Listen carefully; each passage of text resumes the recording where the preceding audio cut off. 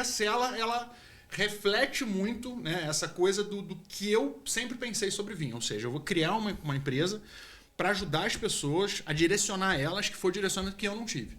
Né? Que quando eu ligava para uma importadora e quem vendia o vinho falava a voz do Romani, né? E não tinha a mínima ideia do que estava vendendo.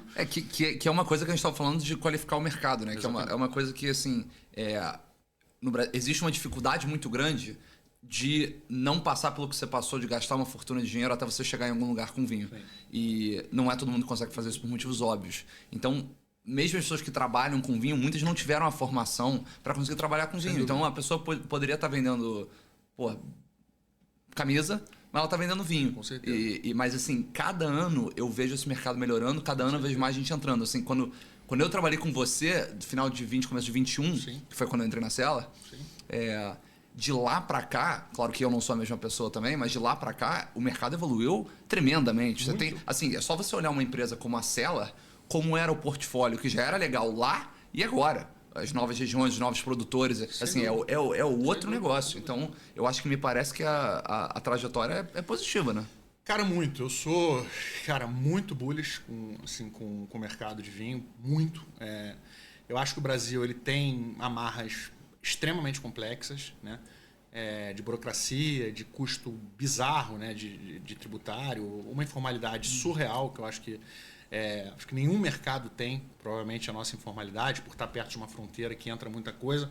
E não só isso, mas, enfim, importadoras que a gente sabe que não faz as coisas by the book, vamos dizer assim. Aqui eu não vou entrar no mérito de quem faz e quem não faz. Mas, cara, tem quem não faça. E aí, isso é uma barreira, né? Porque quem tenta fazer as coisas certas se fode muito. Assim, mas muito. Né? É um negócio muito duro, né? Mas, curiosamente, tem cada vez mais pessoas querendo fazer, né? Eu mesmo, quando comecei, não tinha a quantidade de player, e eu acho que a Sela, sem nenhuma demagogia ou sem nenhuma falsa modéstia, eu acho que ela tem um papel muito importante em como as importadoras trabalham hoje, né? Essa coisa dos vídeos, né? Do Instagram, né? Da comunicação. Eu vejo muita gente comunicando com a gente, e não só os menores, mas até os maiores, né? Eu vejo alguns maiores usando terminologia que a gente usa, forma de fazer como a gente faz. Já escutei que teve uma grande agora que contratou um ator para ser o Malícia deles, para fazer o clube deles, entendeu? Então, assim... Caramba! Não, surreal. E eu vi de alguém de lá de dentro, isso. Caramba! Falou, cara, inclusive a gente vai lançar um clube e a gente contratou um ator para ser o Malícia nosso. Caceta! Essa parada. Então, assim, eu acho que a Sela, ela já tem um papel fundamental nessa transformação, e eu sempre falei que, para mim, o mais importante de tudo era isso, assim, era a gente tentar ajudar esse mercado a se desenvolver, porque eu acho que quando esse mercado se desenvolve, é bom para todo mundo, né? Ainda tem uma segmentação, uma certa rivalidade entre as importadoras, mas isso é natural de um mercado muito pequeno e nichado. Né? Então, assim, como você tem, cara, o mesmo cliente que compra em 10, você está brigando por aquele cliente. Isso é muito prejudicial, né? Porque isso é uma destruição de valor para quem está desse lado. Né? Eu sempre falo muito isso, né? A gente precisa deixar claro a nossa proposta de valor. Eu não vou ficar brigando, brother. Especialmente com caras que não fazem as coisas corretas como eu faço. Destrói muito valor. Né? Destrói muito o valor do seu trabalho. Destrói muito. Então, assim, eu ouço muita besteira, assim, muitas coisas que me revoltam muito e não são poucas as vezes que eu me sinto extremamente cansado e falo, cara, não vai dar.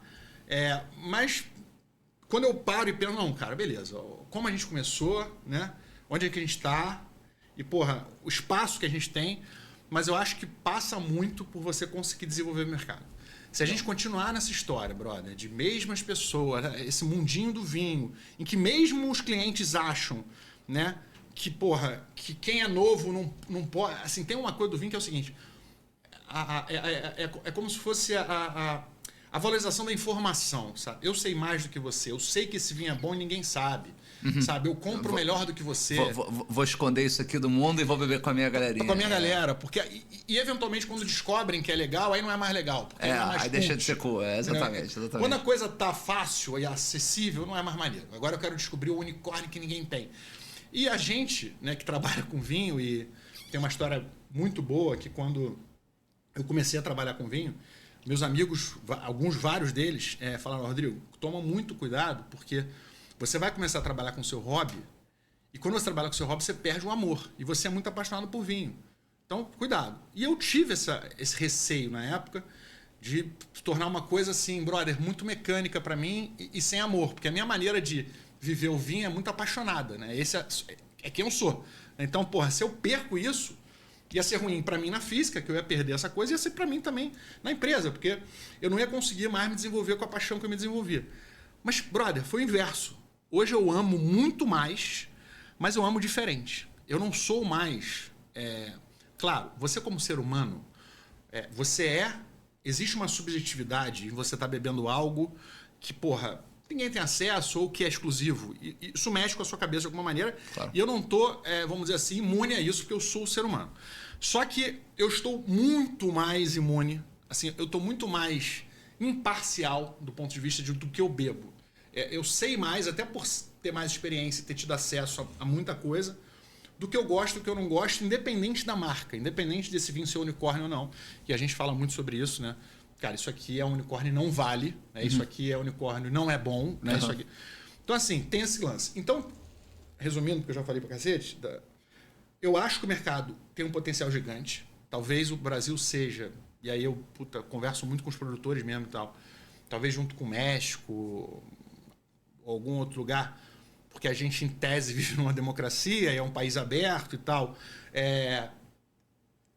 a expandir esse mercado, porque você não tem tanto, né, controle e tal, mas você tem essa coisa da taxação, do custo do Brasil. Cara, a gente está com uma greve agora no mapa bizarra. Né, cara?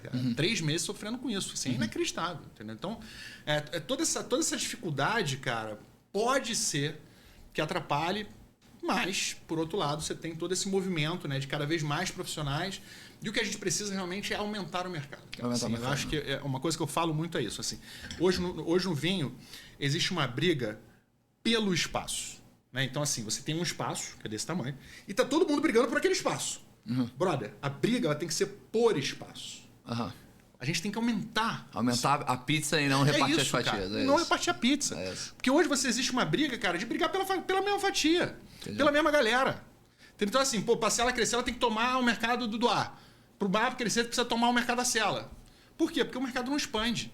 Então, assim, sinceramente, eu tô falando de coração muito aberto, eu acho que das poucas empresas que fazem esse trabalho é a Ciela. De fato abrir mercado.